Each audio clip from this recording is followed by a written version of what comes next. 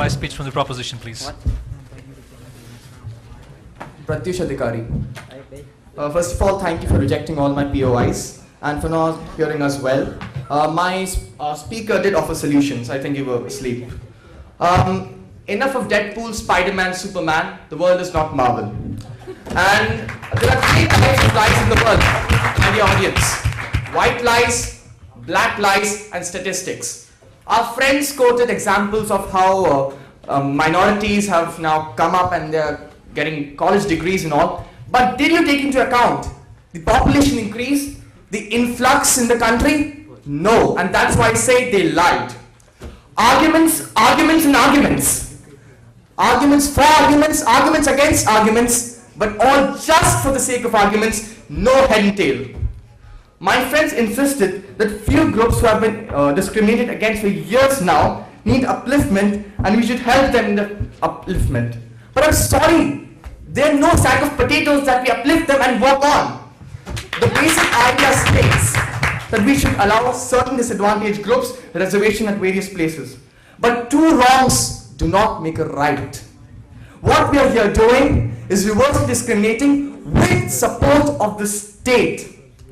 And mere questioning of it makes us a racist bigot? I just fail to understand.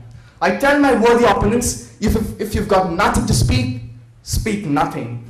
Even my moment's consideration that we limit affirmative action. Do we not know how the world works? We're not a utopian world. How long would it take to issue a fake backward certificate? The affirmative action policy is completely misdirected, miscalculated, and last but not the least, misused by both people and politicians.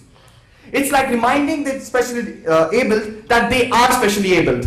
Now reply to my friend who had reservations about why over here in the Hindi-speaking belt we discriminate against South Indians. Let me tell you, my friend, 11 out of 14 finance ministers of India were South Indians. Another aspect of it, by affirmative action, what we really do is allow mediocrity and family background kill meritocracy, something that my friends on the other side are so much against. Haven't you heard this famous cliche? Mediocrity generates more mediocrity, and I ask for how long should we let this bubble grow? Because someday the bubble will burst and the people benefiting from reservation now will have to go on and face the world. What will you tell them then? The world is not a bubble. It's not a world that we create. Let's accept it. The world is a mean place and let's face it. I ask you to ponder upon the results of the misdirected policy. What has it created? A class difference, a mindset wherein every single one belonging to a disadvantaged group has his or her meritocracy questioned every now and then.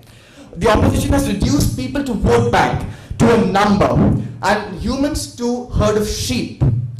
And we have created a world where it's almost impossible to find another Reagan or Thacker who would do away with a complete affirmative action for a better policy.